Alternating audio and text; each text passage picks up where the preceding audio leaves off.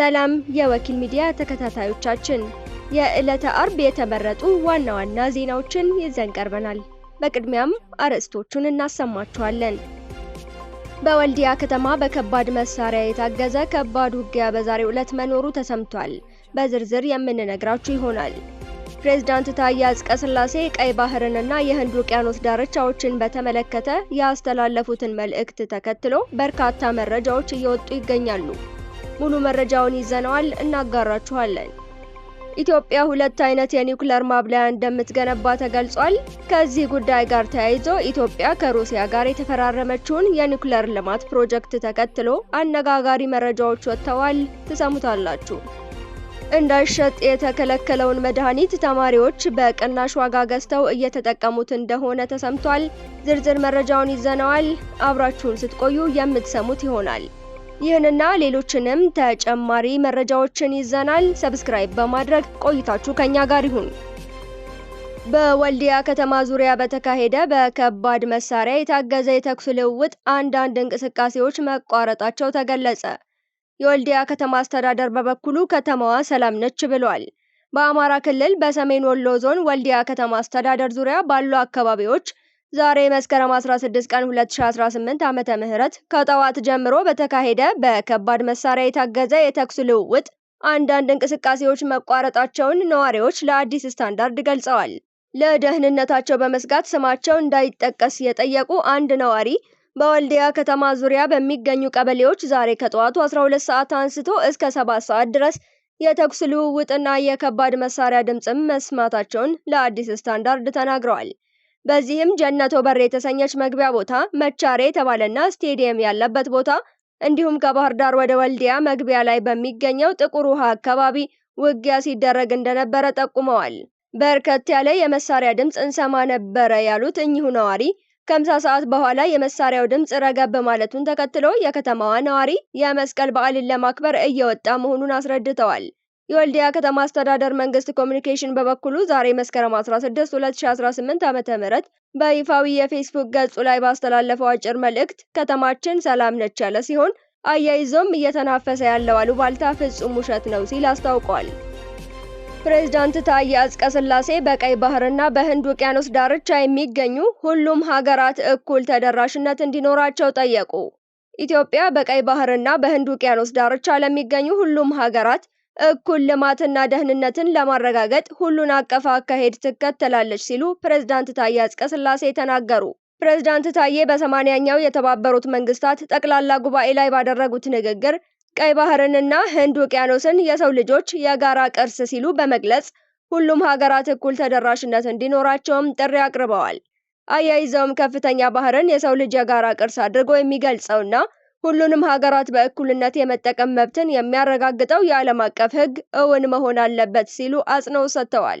በተጨማሪም ከዚህ ቀደም የተባበሩት መንግስታት ድርጅት ዋና ጸሐፊ አንቶኒዮ ጉተሬዝ በአዋዛ ቱርክሜኒስታን ተካሂዶ በነበረው ሶስተኛው የባህር በር የሌላቸው በማደግ ላይ ያሉ ሀገራት ጉባኤ ላይ የተናገሩትን በማስታወስ አንድም ሀገር በጂኦግራፊያዊ አቀማመጥ ምክንያት ከልማት ዕድሎች ሊገለል አይገባም ሲሉ ተናግረዋል። እንዲሁም ኢትዮጵያ በቀይ ባህርና በህንድ ውቅያኖስ ዳርቻ ለሚገኙ ሁሉም ሀገራት እኩል ልማትና ደህንነትን ለማረጋገጥ ሁሉን አቀፍ አካሄድ እንደምትከተል ገልጸው ህጋዊ የፖሊሲ ግቧን በዲፕሎማሲያዊና በሰላማዊ ተሳትፎ እንደምታስቀጥል ቃል ገብተዋል። ኢትዮጵያ በአፍሪካ ሁለተኛ ትልቅ የህዝብ ብዛት ያላትና ከፍተኛ የባህር ንግድ ያላት እንደመሆኗ በቀይ ባህርና በህንድ ውቅያኖስ ደህንነት ላይ ልዩ ትኩረት እንደምትሰጥ መግለጻቸውን አናዶሉ የዜና ወኪል ዘግቧል። የኢትዮጵያ ሰብአዊ መብት ኮሚሽን በኦሮሚያ ክልል ተጠርጣሪዎች በቁጥጥር ስር ሲውሉና በምርመራ ወቅት ዛቻ፣ ማስፈራራትና ድብደባ እንደሚፈጸም ገለጸ።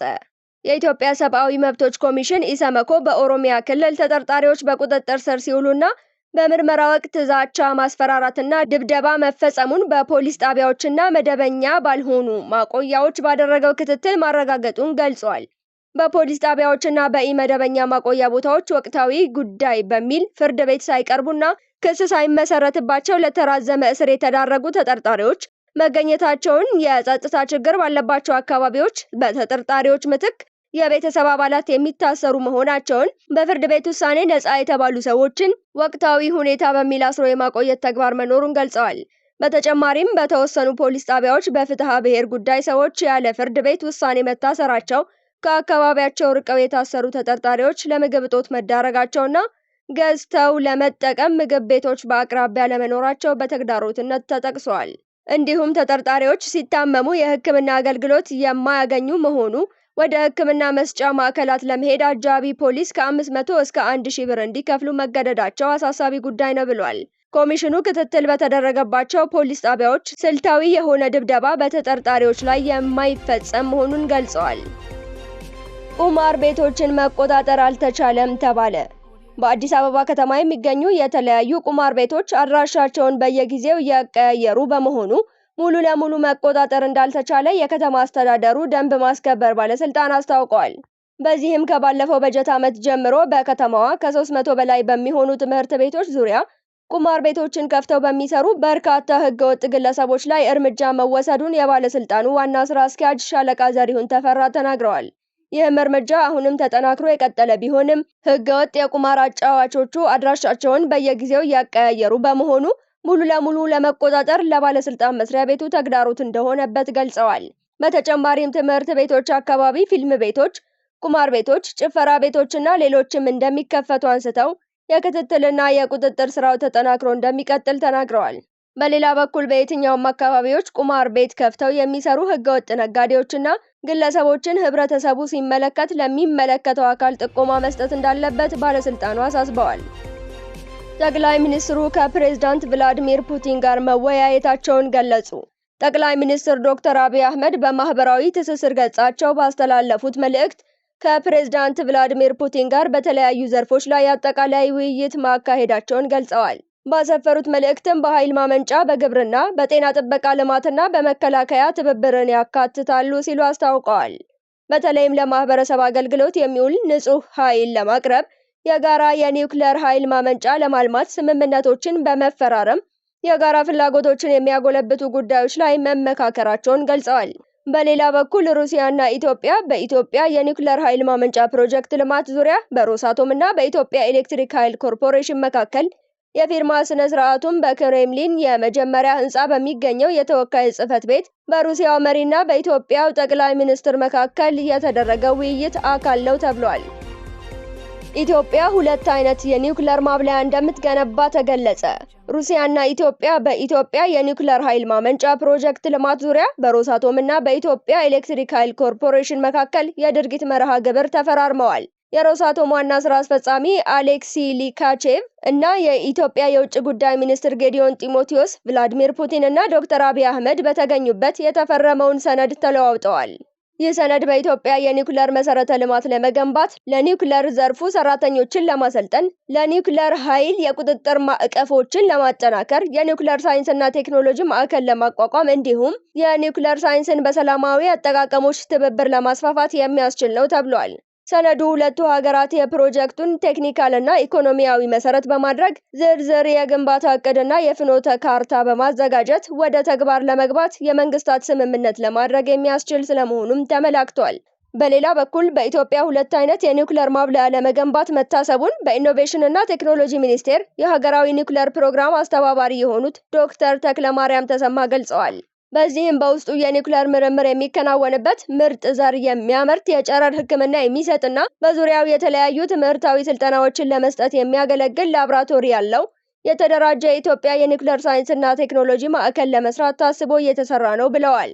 እንደዚህ አይነት ተቋማትን ከገነቡ ሀገራት አንጻር ማዕከሉን ለመገንባት ከ5 እስከ 7 ዓመት የሚያክል ጊዜ እንደሚፈጅም ጠቁመዋል።